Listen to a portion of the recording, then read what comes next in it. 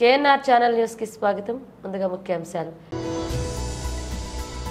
కేటీఆర్ సమక్షంలో రాజేంద్రనగర్ నియోజకవర్గ కాంగ్రెస్ నుండి బీఆర్ఎస్ లోకి చేరికల కార్యక్రమం. మహారాష్ట్రలోని రూజూరా గ్రామంలో ముఖ్యమంత్రి రేవంత్ రెడ్డి బహిరంగ సభ.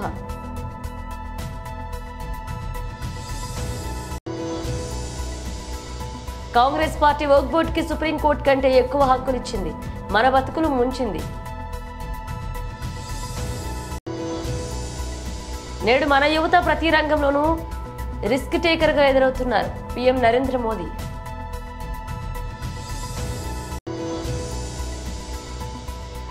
నేను మహారాష్ట్ర వచ్చింది ఓట్లు అడిగేందుకు కాదు పవన్ కళ్యాణ్. కిడ్నీ వ్యాధుల పట్ల ప్రజలందరికీ ముందస్తు అవగాహన లేకపోతే కిడ్నీ వ్యాధుల సమస్యలు వస్తాయని మెడికవర్ హాస్పిటల్ కిడ్నీ మార్పిడి ప్రధాన వైద్యుడు కమల్ కిరణ్ తెలిపారు. ప్రజలందరికీ కిడ్నీ వ్యాధులపై అవగాహన కల్పించడానికి విశాఖలో ఉన్న Medicover hospital life infrastructure company సంయుక్తంగా విశాఖ ప్రజలకు బైక్ ర్యాలీ చేపట్టారు. ఈ ర్యాలీ విశాఖ జిల్లా పెందుర్తిలో ఉన్న వెంకటాద్రి ఆలయ ఆవరణం నుంచి ప్రారంభించారు. ఈ ర్యాలీని ఆలయ ప్రధాన అర్చకులు రామానుజాచార్యులు ప్రారంభించారు. ఈ సందర్భంగా కిడ్నీ మార్పిడి ప్రధాన వైద్యుడు కమల్ కిరణ్ మాట్లాడుతూ ప్రస్తుతం తరుణంలో కిడ్నీ వ్యాధులు అధిక సంఖ్యలో నమోదవుతున్నాయన్నారు. దీనివల్ల చాలా మంది మరణించడం బాధాకరమన్నారు. ప్రతి ఒక్కరూ ఆరోగ్య సూత్రాలు పాటిస్తూ రోజుకి కనీసం 3 లీటర్ల మంచినీరు తాగాలన్నారు. అలాగే బీపీ, షుగర్ వ్యాధులను అదుపులో ఉంచుకుంటే ప్రజలందరూ కిడ్నీ వ్యాధులకు గురవరన్నారు. దీనికోసమే మెడికల్ హాస్పిటల్ అలాగే లైఫ్ ఇన్ఫ్రాస్ట్రక్చర్ కంపెనీ ఆధ్వర్యంలో బైక్ ర్యాలీ చేపట్టామన్నారు. ఈ కార్యక్రమంలో Medicover hospital CEO Mahesh, life infrastructure company ప్రతినిధులు శ్రీహరిరావు, వై సోనాల భరత్, పిఆర్ఓ నాయుడు, బాబు మరికొంతమంది హాస్పిటల్ కంపెనీ ప్రతినిధులు పాల్గొన్నారు.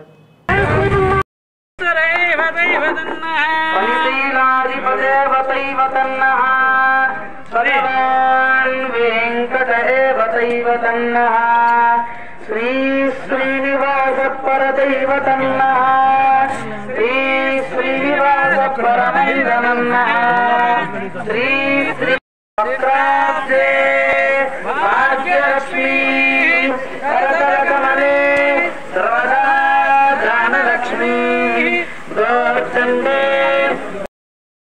Hospital across the country 28 hospitals ఉన్నాయి ఆల్ ఓవర్ ద కంట్రీ. మాది హైదరాబాద్లో కూడా విశాఖపట్నం కూడా చాలా పెద్ద హాస్పిటల్ ఉంది. సో ఈ కిడ్నీ అవేర్నెస్ రైడ్ గురించి కిడ్నీ వ్యాధులు బాగా పెరుగుతున్నాయి. మెయిన్గా 5 అంగాలు ఉన్నాయి మనందరికి, 5 అవయవాలు: brain, heart, liver, lungs, kidneys. వీటిలో ఏ కూడా మన ప్రాణానికి అపాయమే. అండ్ కిడ్నీ వ్యాధులు బాగా పెరుగుతున్నాయి. 10 మందిలో 2కి కిడ్నీ ఫెయిల్యూర్ వస్తున్నాయి ఈ కాలంలోని. డయాలసిస్ చేసుకోవాలంటే లైఫ్ లాంగ్ డయాలసిస్ చాలా కష్టం. చూస్తున్నారు, మీరు వినుంటారు కూడాను. 2-3 సంవత్సరాల కంటే ఎక్కువ బతకరు డయాలసిస్ మీద. లేదా కిడ్నీ ట్రాన్స్ప్లాంటేషన్ చేయించుకొని కిడ్నీ ట్రాన్స్ప్లాంట్ బాగానే ఉంటారు, కానీ అంతవరకు వెళ్లకుండా ముందే చెక్ చేసుకొని ఈ కిడ్నీ వ్యాధులు రాకుండా చూసుకొని, లేదా స్టార్టింగ్ స్టేజ్లోనే కనిపెట్టి వాళ్ళు స్టార్టింగ్లోనే ట్రీట్మెంట్ చేసుకోవడానికి అవేర్నెస్ తెప్పించడానికి కోసం ఈ కాజ్ రైడ్ చేసాం. ఆల్మోస్ట్ మాకు 1400 కిలోమీటర్లు బైక్ మీద రైడ్ అవుతుంది మాకు.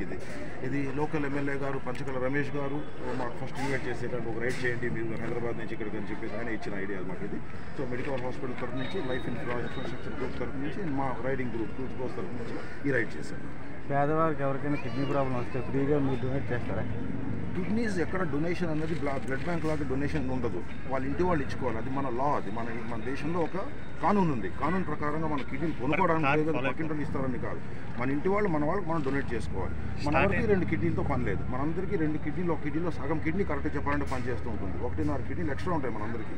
సో కిడ్నీ మన వాళ్ళకి మనం దానం చేసుకుంటే మనకి ఎటువంటి ప్రాబ్లం కాదు. డోనర్కి ఎటువంటి ప్రాబ్లం కాదు. తీసుకునే వాళ్ళు బాగానే ఉంటారు. మా ఆవిడికో లేకపోతే మా కూతురుకో మనం ఇచ్చుకోవడానికి మనకేం కష్టం. గుండెగా ఇచ్చేస్తే మనం బతకలేమనం. 2 కిడ్నీలు ఉన్నాయి. భగవంతుడు 2 ఇచ్చాడు, 7 కొండలు మన అందరికీ. ఒక ఎక్స్ట్రా కిడ్నీ మన వాళ్ళకి మనం దానం చేసుకుంటే ఏ ప్రాబ్లం సార్? ఖరీదైన వైద్యం ఉంటుంది అనమాట. మందులు కానీ, ఇది మెడిసిన్స్ కానీ, ట్రీట్మెంట్ కానీ ఏది ఉన్నా కూడా ఆ ఖర్చు అనేది మనకి, ఫర్ ఎగ్జాంపుల్ మన రాష్ట్రంలోని ఆరోగ్యశ్రీ ద్వారా ట్రాన్స్ఫర్ జరుగుతాయి. కానీ కిడ్నీ వాళ్ళు ఇవ్వలేదు. అప్పటికీ చనిపోతారు కదా సార్ పేషెంట్? అప్పటికే పేషెంట్ చనిపోతారు కదా.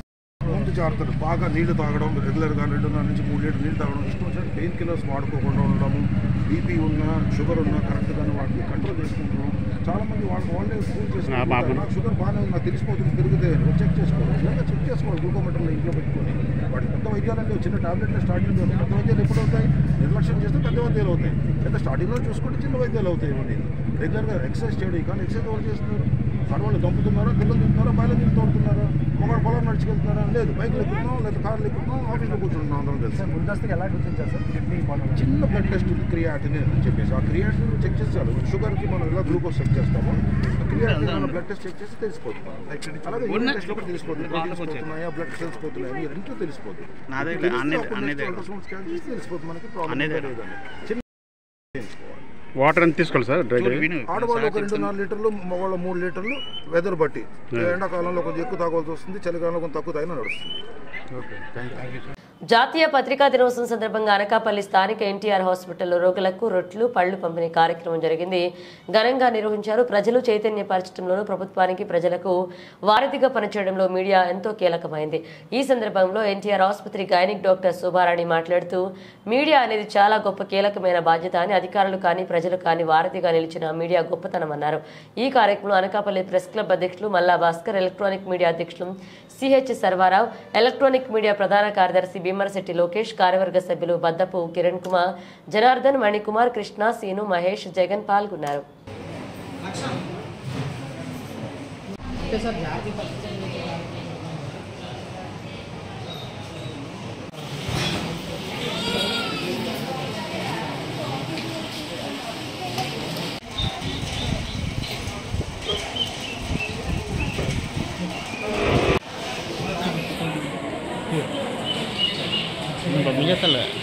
Doctor Shobha Devi, NTR hospital civil surgeon gynaecologist. ఈ రోజున జర్నలిస్టుల దినోత్సవం అయినందున మా జిల్లా ఏపీయూడబ్ల్యూజే వారు అందరికీ ఇక్కడ గర్భిణీ స్త్రీలకి, డెలివరీ అయిన పురుటాళ్ళందరికీ కూడాను వార్డ్స్లోని పళ్ళు, బ్రెడ్ అందరికీ పంచి ఇవ్వడం జరిగింది. వారు చేసిన ఈ మంచి కార్యంకి అందరికీ కూడాను కృతజ్ఞతలు తెలియజేసుకున్నాము. ఇది మంచి విషయం, ఇది అందరికీ పళ్ళు పంచడం. వారు పత్రికల్లోని ఎంతగానో మా గర్భిణీలకి, డెలివరీ అయిన వాళ్ళకి అందరికీ కూడాను అవేర్నెస్ కలిగజేసేటట్టుగాను ఎన్నో విషయాలు తెలియజేస్తున్నందుకు దానికి కూడా వారికి కృతజ్ఞతలు తెలియజేసుకున్నాము. అనకాపల్లి నిదానం దొడ్డిలో గల భగవాన్ శ్రీ శ్రీ శ్రీ సత్యసాయి సేవా సమితి ఆధ్వర్యంలో భగవాన్ శ్రీ శ్రీ శ్రీ సత్యసాయి బాబా వారి 99వ జయంతి వేడుకల కార్యక్రమానికి ముఖ్య అతిథిగా తెలుగుదేశం పార్టీ రాష్ట్ర కార్యనిర్వాహక కార్యదర్శి దాడి రత్నాకర్ విచ్చేసి కలశ స్థాపన కార్యక్రమంలో పాల్గొన్నారు. ఈ కార్యక్రమంలో సత్యసాయి బాబా వారిని దర్శించుకుని పతాకావిష్కరణ గావించి ప్రత్యేక పూజ కార్యక్రమాలు నిర్వహించారు. ఈ సందర్భంగా దాడి రత్నాకర్ మాట్లాడుతూ ప్రస్తుత కాలంలో ఒక మనిషి భగవంతుని రూపంలో తిరిగినటువంటి సమకాలికులుగా మనం ఉండడం మన అదృష్టమన్నారు. ఈ సత్యసాయి సేవా సమితి ద్వారా ప్రపంచమంతటా అనేక సేవా కార్యక్రమాలు జరుగుతున్నాయన్నారు. శ్రీ సత్యసాయి బాబా వారి బోధనలు అందరికీ ఆచరణీయమని, వారి అడుగుజాడల్లో మనం అందరం నడిచి మన జీవితాలను దోన్యం చేసుకోవాలన్నారు. ఈ సందర్భంగా సత్యసాయి బాబా సేవా సమితి వారు శ్రీ దాడి రత్నాకర్ గారిని ఘనంగా సత్కరించడం, స్వాగతం పలికి సెలవుతో సత్కరించారు. ఈ కార్యక్రమంలో మళ్ళా సత్యసాయి, కె ఉమామహేశ్వరరావు, మళ్ళస్వామి, కోడూరు త్రినాథ్, మళ్ళా బాలు, ఎం గౌతమ్, మళ్ళా దీపక్, దాడి త్రినాథ్, మళ్ళా రామకృష్ణ, విల్లూరు పాని పాల్గొన్నారు.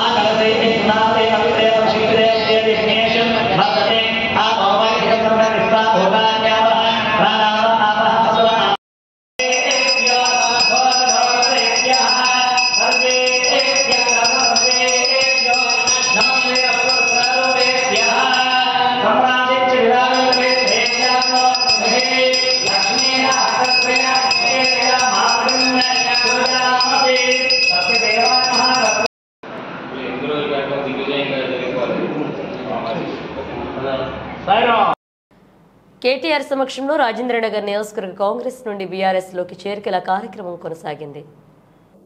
రాష్ట్రంలో జరుగుతున్న అన్ని పరిణామాలు తెలుసు. రోజు పేపర్లలో టీవీలలో ఏం జరుగుతూ ఉంది, ఏమేమి అవుతున్నాయి, ఇవన్నీ కూడా మీకు తెలుసు. మీకు ఒక విషయం మాత్రం నేను ప్రత్యేకంగా గుర్తు చేయదలుచుకున్నాను. తెలంగాణ రాష్ట్రం ఏర్పడ్డ నాడు సరిగ్గా 11 సంవత్సరాల కిందట హైదరాబాద్ మహానగరంలో ముఖ్యంగా రాజేంద్రనగర్ కానీ లేదా రంగారెడ్డి జిల్లాలోని వివిధ నియోజకవర్గాల్లో కానీ కొన్ని అనుమానాలు ఉండేది. హైదరాబాద్కి పెట్టుబడులు వస్తాయి అనేది కాదు, ఉన్నాయే పోతాయంట, హైదరాబాద్ అభివృద్ధి కుంటుపడుతుందంట, హైదరాబాద్ బ్రాండ్ ఇమేజ్ దెబ్బతినిపోతుందంట, హైదరాబాద్లో హిందువులు ముస్లింల మధ్యన అనవసరపు గొడవలు అవుతాయంట అని చెప్పి చాలా రకాలుగా ఆనాడు ప్రచారాలు జరుగుతూ ఉండేది. ఇప్పుడు చాలామంది మర్చిపోయినట్టు కూడా ఉన్నారు, ఎందుకంటే అవన్నీ పాత ముచ్చట్లు కాబట్టి మర్చిపోయినట్టున్నారు. కానీ కేసీఆర్ గారి నాయకత్వంలో అభివృద్ధే మన కులంగా, సంక్షేమమే మన మతంగా ఈరోజు పేదవారిని పెద్దవారిని అందరినీ కూడా బ్రహ్మాండంగా కలుపుకొని సంక్షేమ కార్యక్రమాలు అభివృద్ధి కార్యక్రమాలు అందరికీ సమపాలనలో అందే విధంగా చాలా చక్కగా 10 ఏళ్ల పాటు కేసీఆర్ గారు రాష్ట్రాన్ని పరిపాలించినారు. కాబట్టే భారతదేశంలో ఎన్నో రంగాలలో తెలంగాణ ఒక రోల్ మోడల్గా, ఒక దిక్సూచిగా, ఒక ఆదర్శవంతమైన రాష్ట్రంగా, అది తలసరి ఆదాయంలో కావచ్చు, విద్యుత్ వినియోగంలో కావచ్చు, పరిశ్రమల ఆకర్షణలో కావచ్చు, వ్యవసాయ విస్తరణలో కావచ్చు, పేదవాళ్ళను ఆదుకునే సంక్షేమ కార్యక్రమాలు కావచ్చు, యాదాద్రి లాంటి గుడి కట్టే విషయంలో కావచ్చు, ఏ విషయంలో అయినా డాక్టర్ బాబాసాహెబ్ అంబేద్కర్ గారి ప్రపంచంలోనే అతిపెద్ద విగ్రహం పెట్టే విషయమే కావచ్చు, లేదా ఇంటింటికి నీళ్ళు ఇచ్చే విషయమే కావచ్చు, ఏ విషయంలోనైనా బ్రహ్మాండమైన అభివృద్ధిని, బ్రహ్మాండమైన సంక్షేమాన్ని 10 ఏళ్లలో కరోనా లాంటి మహమ్మారి తరుముకొచ్చినా పేదలను కడుపులో పెట్టుకొని చూసుకుంటూ ఎక్కడ సంక్షేమం ఆగకుండా చూసుకున్నారు. కాబట్టి కేసీఆర్ గారిని మీరు రాజేంద్రనగర్ నియోజకవర్గంలో కూడా మనస్ఫూర్తిగా ఆశీర్వదించి ఆనాటి మన అభ్యర్థిని మీరు అఖండమైన మెజారిటీతో గెలిపించారు. తమ్ముడు కార్తిక్ రెడ్డి గారు చెప్పినట్టు ఎమ్మెల్యేలు కొంతమంది పార్టీని వదిలిపెట్టి పోవచ్చు కాక, కానీ ఎమ్మెల్యే పోయినా అధికార లాలసతో పైరవీల కోసము పదవుల కోసము ఇంకో దానికోసం వారు పోయినా మేము మాత్రం ఉంటాము, పార్టీని వదిలిపెట్టము అని చెప్పి నిబద్ధతతో ఉన్న మా గులాబీ అన్నదమ్ములకి, మా ఆడబిడ్డలకు హృదయపూర్వకంగా శిరస్సు వంచి నేను ధన్యవాదాలు తెలియజేస్తాను. కష్టాలు అందరికీ వస్తాయి, కష్టాలు మనిషి అనేవాడికి అందరికీ వస్తాయి. గెలుపులు ఓటములు ఎదురు దెబ్బలు ఇవేవి కొత్త కాదు. 2001 ఏప్రిల్లో కేసీఆర్ గారు పార్టీ పెట్టినప్పుడు ఆనాడు ఆయన వెంబడ కేవలం పిడికెడు మంది ఉండే, కానీ 24 ఏళ్లలో ఈరోజు కేసీఆర్ గారు పెట్టిన పార్టీ ఇంతింతై వట్టుడింతై అన్నట్టు ఆనాడు పెట్టిన ఒక విత్తనం వాళ్ళ మహావృక్షమై వేలాది లక్షలాది మంది నాయకులను కార్యకర్తలను బ్రహ్మాండంగా గ్రామాన ప్రతి పట్టణంలో ప్రతి పల్లెలో అద్భుతంగా విజృంభించి భయంకరంగా ఇవాళ అన్ని చోట్ల కూడా విస్తరించింది. మహారాష్ట్రలోని రూజూరా గ్రామంలో ముఖ్యమంత్రి రేవంత్ రెడ్డి బహిరంగ సభ నిర్వహించారు. निजाम सरकार के जो हैदराबाद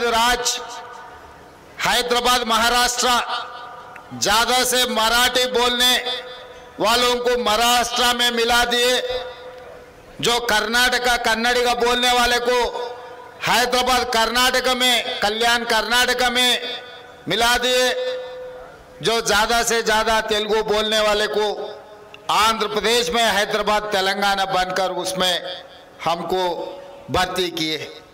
मगर राज्यों में अलग अलग होगा, आप महाराष्ट्र राज्य में होगा, हम तेलंगाना राज्य में होगा, हमारे भाई लोग कर्नाटक राज्य में होगा, मगर हम सब लोग एक ही परिवार के हैं।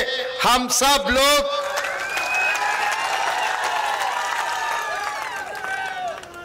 अच्छे बुरे में हम लोग सब मिलजुल कर रहना जरूरी है। आपके बगल में सिरपुर, कागजनगर, आदिलाबाद, आसिफाबाद आपके अगल बगल में है। बहुत सारे यहाँ के नौजवान लड़कों को शादी करना है तो आसिफाबाद आना है, नहीं तो आदिलाबाद आना है। यहाँ से बहू को लेकर जाना है तो हम भी मेहमान बन के आपके ने आने का जरूरी है। राज्य अलग हुआ मगर रिश्ता तो अलग नहीं हुआ है, आज भी वो रिश्ता है। इसीलिए हमारे भाई बहनों से मिलने के लिए आने वाले विधानसभा चुनाव में सुभाष बाबू दोड़े जी को यहां से भारी मेजॉरिटी से जिताने के लिए आपके भाई बनकर, आपके रिश्तेदार बनकर मैं इधर आया हूं। मैं एक ही बात साफ कहना चाहता हूं, हम बचपन में स्कूल में किताबों में पढ़ते थे, ये महाराष्ट्र वीरों का धरती है। हम किताबों में पढ़ते थे, छत्रपति शिवाजी महाराज के बारे में हम पढ़ते थे।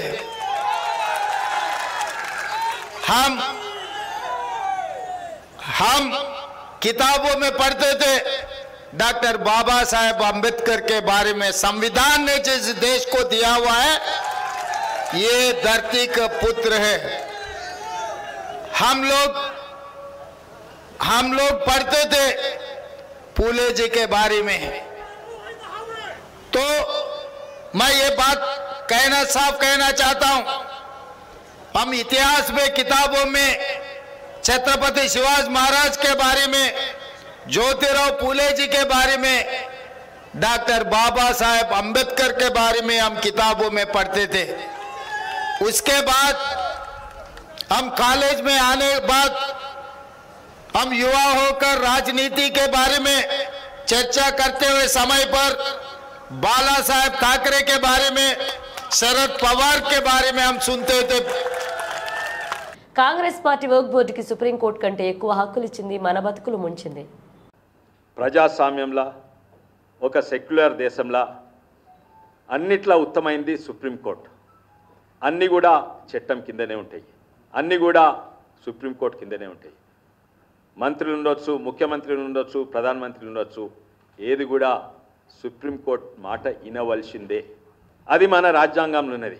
కొంతమంది నాయకులు గడ్డం పెంచుకొని ఆ రాజ్యాంగం పుస్తకం చూపెడతా ఉంటారు, కానీ అది ఆ పుస్తకం తీసి చూస్తే దాంట్లో ఏమీ వైట్ పేజెస్ ఉన్నాయి. ప్రజలను మోసం చేస్తుండ్రు లిటరలీ కూడా. దాంట్లో సుప్రీంకోర్టు కంటే మించి హక్కులు ఇచ్చింది మన కాంగ్రెస్ పార్టీ. 95 వక్ యాక్ట్ ద్వారా సుప్రీంకు అన్నిట్లా ఉత్తమైంది వక్ ట్రిబ్యునల్. దాన్ని ఎవరు కూడా ప్రశ్నించలేరు. వాళ్ళు వచ్చి నాకు ఈ భూమి నాదంటే సుప్రీంకోర్టుకో హైకోర్టుకో ఏ కోర్టుకో వాళ్ళకంటే ఉత్తమమైంది ఈ 95 వక్ యాక్ట్ ప్రకారంగా సెక్షన్ 40 ప్రకారంగా వక్ ట్రిబ్యునల్. అందరికీ కళ్ళు తెరవాలి, ఏ పార్టీ అని ఉండరు, భారతీయులందరికీ కళ్ళు తెరవాలి. ఇంత ఘోరమైన చట్టం తీసుకొచ్చింది.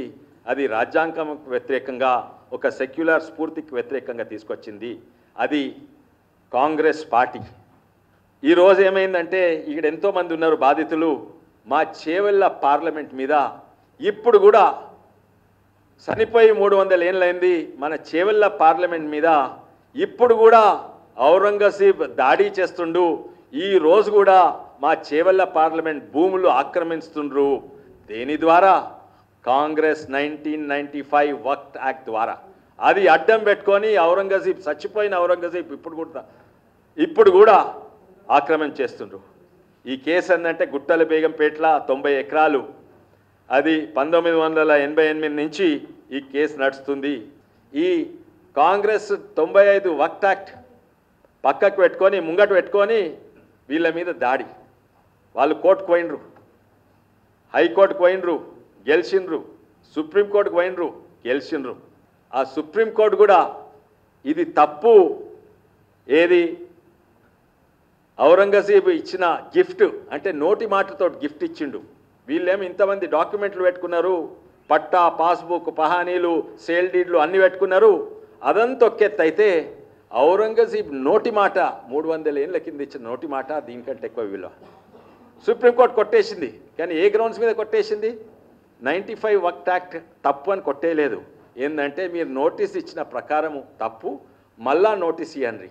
అయితే వక్ఫ్ వీళ్ళకి మళ్ళా నోటీస్ ఇచ్చి మళ్ళా దాన్ని స్టే ఆర్డర్ క్లెయిమ్ చేస్తున్నారు.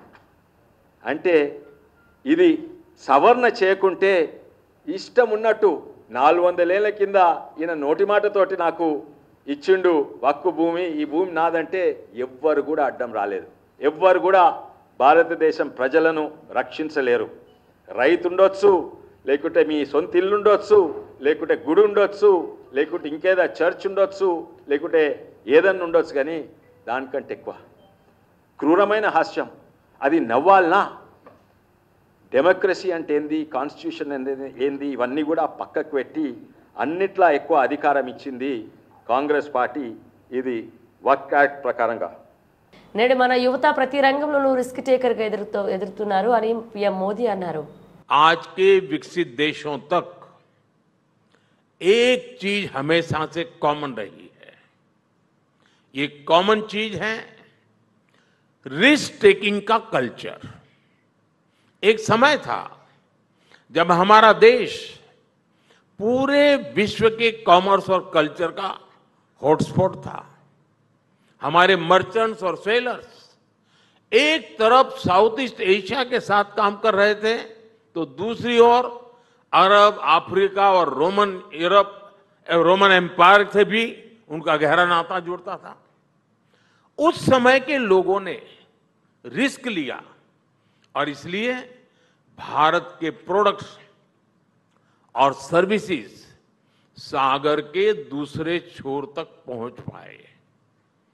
आजादी के बाद हमें रिस्क टेकिंग के इस कल्चर को और आगे बढ़ाना था. लेकिन आजादी के बाद की सरकारों ने तब के नागरिकों को वो हौसला ही नहीं दिया. इसका परिणाम यह हुआ कि कई पीढ़ियां एक कदम आगे बढ़ाने और 2 कदम पीछे खींचने में ही गुजर गई. अब बीते 10 सालों में देश में जो परिवर्तन आए हैं, उन्होंने भारत के नागरिकों में रिस्क टेकिंग कल्चर को फिर से नई ऊर्जा दी है. आज हमारा युवा हर क्षेत्र में रिस्क टेकर बनकर उभर रहा है. कभी एक कंपनी शुरू करना रिस्क माना जाता था. 10 साल पहले तक मुश्किल से किसी स्टार्टअप का नाम सुनते थे. आज देश में रजिस्टर्ड स्टार्टअप की संख्या 1.25 लाख से ज्यादा हो गई है.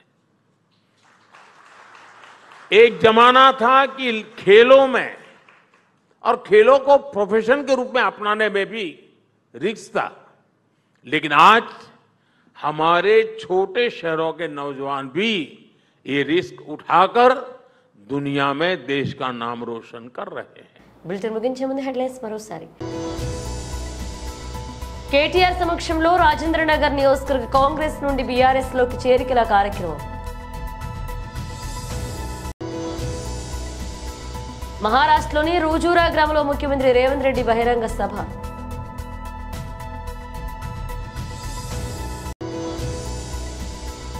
కాంగ్రెస్ పార్టీ వర్క్ బోర్డ్ కి సుప్రీంకోర్టు కంటే ఎక్కువ హక్కులు ఇచ్చింది, మన బతుకులు ముంచింది. నేడు మన యువత ప్రతి రంగంలోనూ రిస్క్ టేకర్ గా ఎదురవుతున్నారు పీఎం నరేంద్ర మోదీ.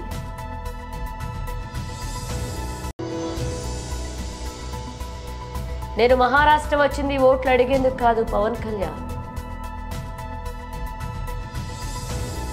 ఇవి బులెటిన్ అప్డేట్స్. మరో అప్డేట్స్ తో మళ్ళీ కలుద్దాం.